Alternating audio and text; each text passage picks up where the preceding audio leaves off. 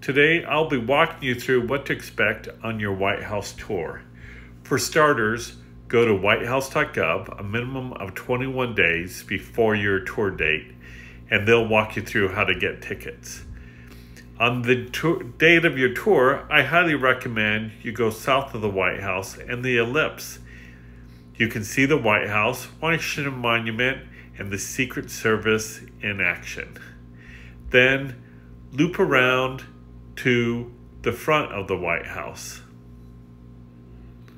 and enjoy the beautiful view.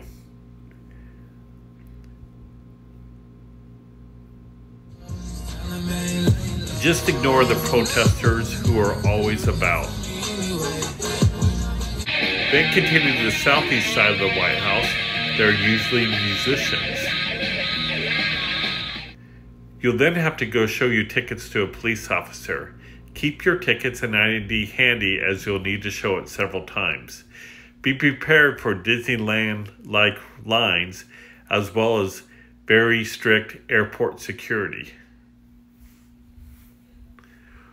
While you're waiting, you may even see chipmunks. You'll then have to go through a security screening, which I wasn't able to film, with a dog behind the barrier sniffs you. Once inside the White House, you can see the Jackie Kennedy Garden. When the garden was formally dedicated in 1965, Lady Bird named the garden to commemorate the former First Lady.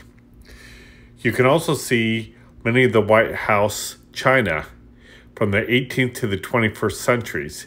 See if you can find your favorite president's china. Then off to the Vermeer Room, which has 1,575 vases.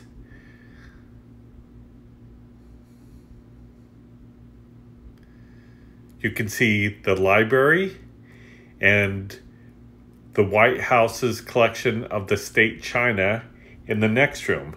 This collection ranges from George Washington's Chinese export to Barack Obama's blue and white themed collection.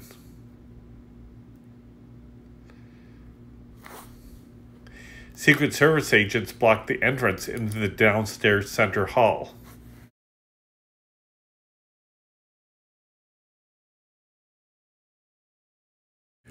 Onto the East Room, where press conferences are held. The officers in this room are with the Uniform Division.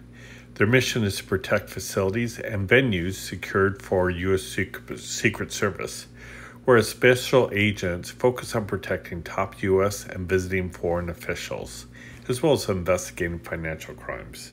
The Green Room is one of the 3 state parlors on the first floor of the White House.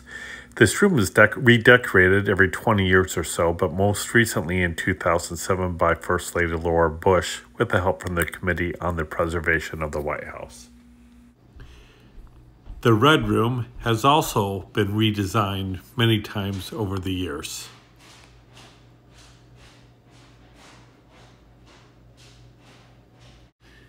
The Blue Room is distinct because of its oval shape.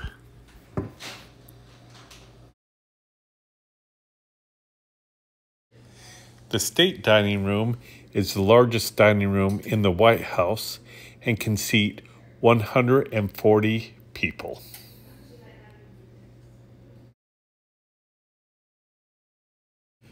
On your way out, you can notice portraits of many past presidents. Noticeably absent when we were there was a portrait of Trump. I hope you enjoy your visit. Please subscribe to my channel and feel free to add a comment if there's anything I missed.